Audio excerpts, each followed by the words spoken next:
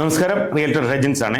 നമ്മുടെ രാജ്യത്ത് real estate മേഖല വളരെ സുതാര്യമായി കൊണ്ടുപോകുന്നതിന് വന്നൊരു സംവിധാനമാണ് റെറ എന്ന് പറയും.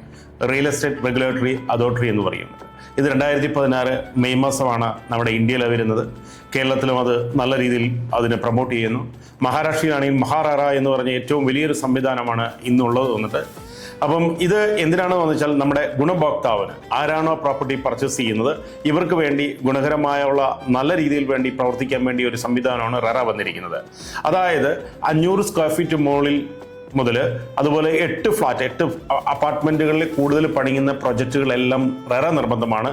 12 സെന്റിൽ കൂടുതൽ പ്രോപ്പർട്ടികൾ നമ്മൾ പ്ലോട്ടുകളായി തിരിക്കുന്നതിന് ഈ റെറ നിർബന്ധമാണ്. അതായത് 12 സെന്റിന്റെ പ്ലോട്ടുകൾ പല പ്ലോട്ടുകളായി തിരിക്കുമ്പോൾ അതിന് റെറ നിർബന്ധമാണ് വന്നിട്ട്.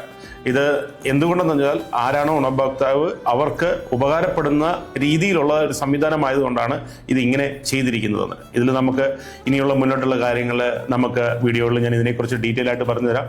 എന്തുകൊണ്ടാണ് റെറ ആരൊക്കെയാണ് ഉപകാരപ്പെടുന്നത്, റെറ എടുത്തുകൊണ്ട് ഗുണഭോക്താവിൻ്റെ ഉപകാരങ്ങൾ എന്തൊക്കെയാണ്, ബിൽഡറുടെ ഉപകാരങ്ങൾ എന്തൊക്കെയാണെന്നാൽ ഇതിനെക്കുറിച്ച് പറയാം.